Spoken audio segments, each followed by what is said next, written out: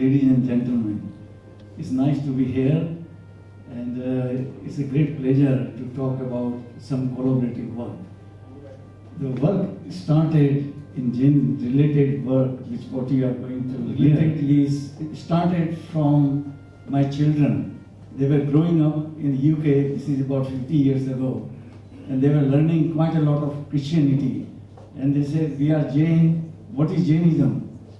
So that started my working into the basics of Jainism कि ये अपना Jainism, ये जैन धर्म है क्या है, और बच्चों को कैसे बताएं। उनको सिर्फ कहें कि महावीर स्वामी हैं, आदिनाथ जी हैं, without that itself is not sufficient. What you have to do कि उसके बेसिस क्या है, कहाँ से निकला है, उसकी पहली सीढ़ी क्या है, दूसरी सीढ़ी क्या है, and also it has to be for modern mind, young mind. अपन तो सब अपने अपने दिमाग में we are all settled, rigid and fixed, but to make it understand today young children or young boys or young generation, what you require is a totally new look at Jainism. Number one, I learned that there is no Jainism, it is Jainness, Jainatva. जो ये अपन कहते रहते हैं कि वे जैनिज्म है, it is the way scientific way of living. So ये that's the first thing that when you talk it is not Jainism but it is Jainness. And so I will take you further, but that was the beginning, that first remove the concept of Jainism but talk about not ism but scientific way of living Jainness. So I started writing the first book, which I wrote after a lot of consultation with many gurujis like Jambu Vijayji, Mahapragna and many others, that you could find the axiomatic system, मतलब उसका postulate, उसका basic you can find. तो पहली सीढ़ी मैं अभी बताता हूँ, इसके बारे में सोचना. जीवोति कर्म संयुक्त, आप सुनेंगे गाने में भी. तो that's noble truth one of Jainism. The soul exists in contamination with karmic matter and it longs to be purified. तो इसमें कितनी चीजें हैं. ये पहली स्टेज है, इसमें किसी का नाम नहीं है, जैसे कि अपने नमोरी इंतान में किसी का नाम नहीं है. So the first stage is कि you believe in existence of soul. आत्मा अजर अमर है. ये अपनी पहली सीढ़ी है और ये पहला गाना है. It depends on the first noble truth, second noble truth, third noble truth.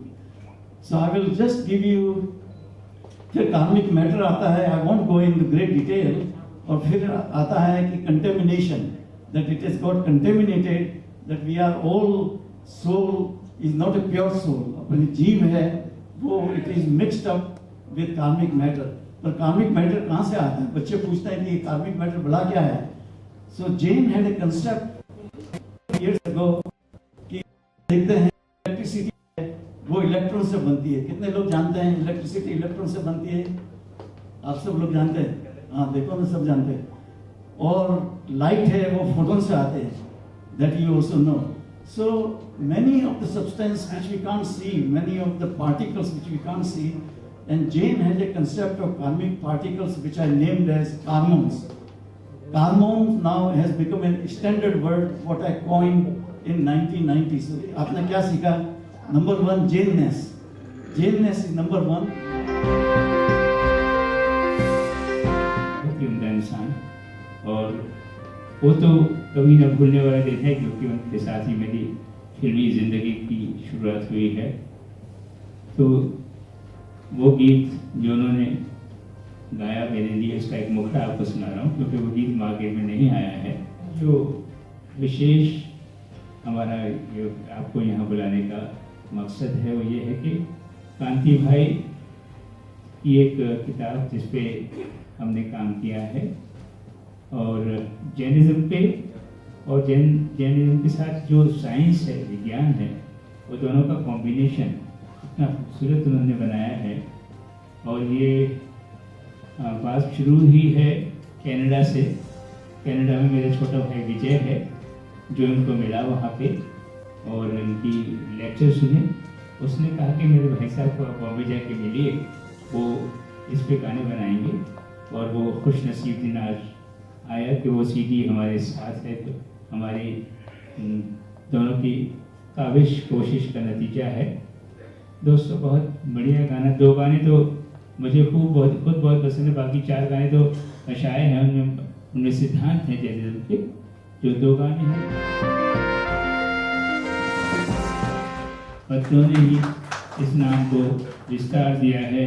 और अपने गीतों की बदौलत मैं दिलों पर छा गया, अपने गीतों की बदौलत मैं दिलों पर छा गया, ये ना कहना प्रेस को इम्प्रेस करने आ गया।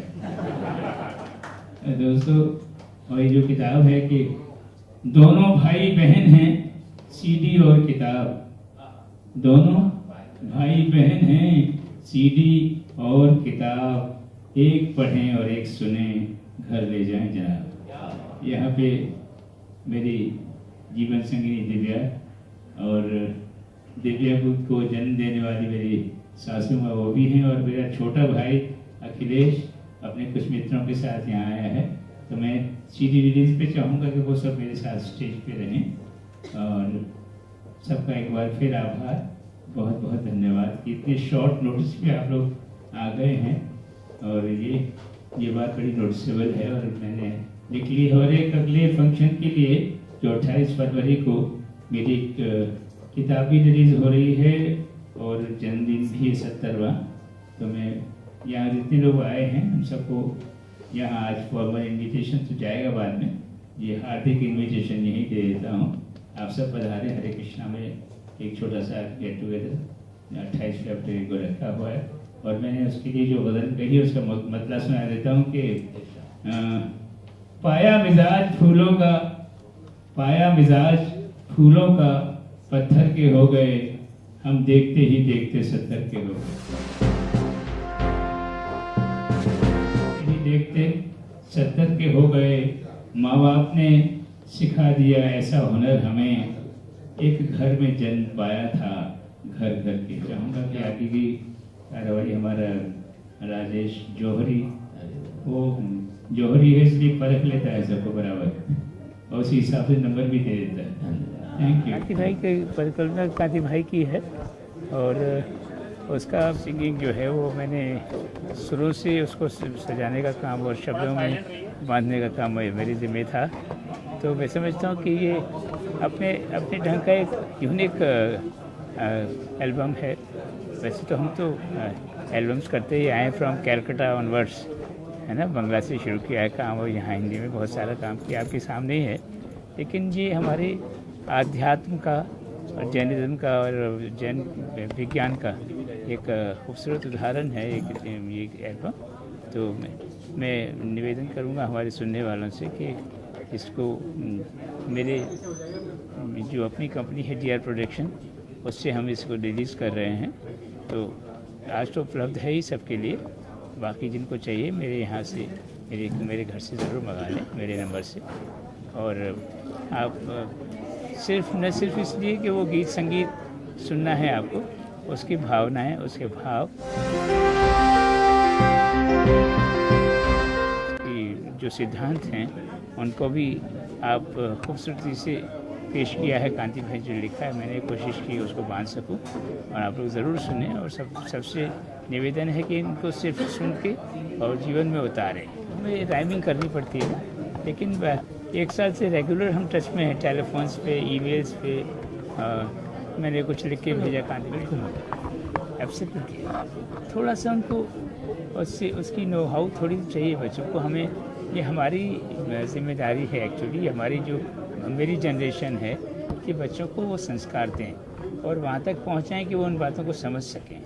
आज के बच्चों में सबसे अच्छी बात ये है कि वो फ्लेक्सिबल हैं, और कोई चीज़ उनको अगर कन्विंसिंग लगती है तो उसको मान लेते हैं। हाँ, ये ज़रूर है कि वो बहस करते हैं, अपना मत रखते हैं, अपनी बात कहना चाहते हैं, तो ठीक है। एक्सप्रेशन का तो हर एक को अधिकार है। हम लोग उतना नहीं बोलते थे अपने ज़माने में अपने पेरेंट्स के सामने, आज के बच्चे बोलने लगे हैं। तो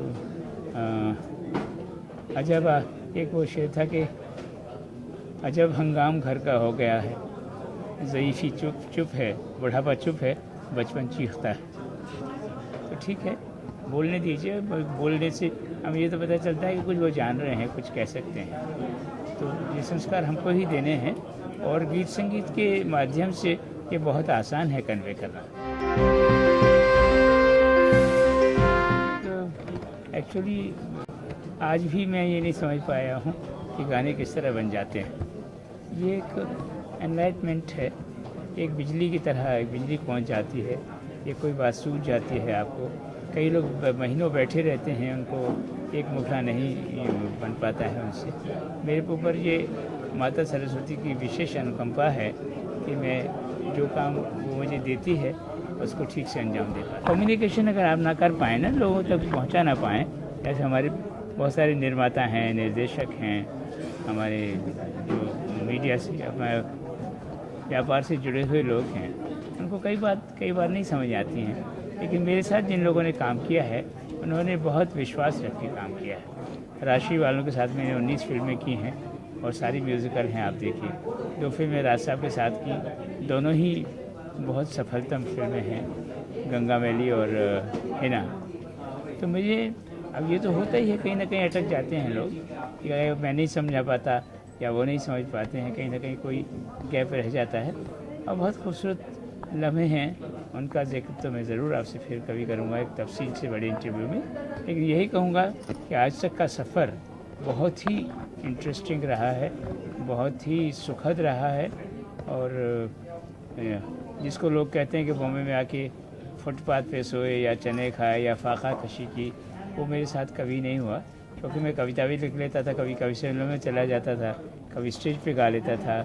और थोड़ा सा जो समय लोगों तक पहुंचने में लगा है उतना ही है। जो मुझे जान गए हैं उन्होंने फिर हमेशा मेरे साथ काम करना चाहा है।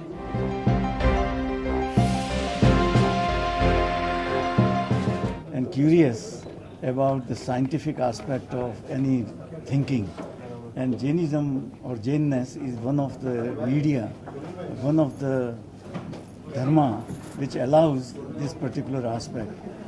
And what one needs is a focus, because it is a vast area. There are so many big brains have written about it, but to bring it into the current terminology, into the current thinking, in the current way of expressing things in terms of current science,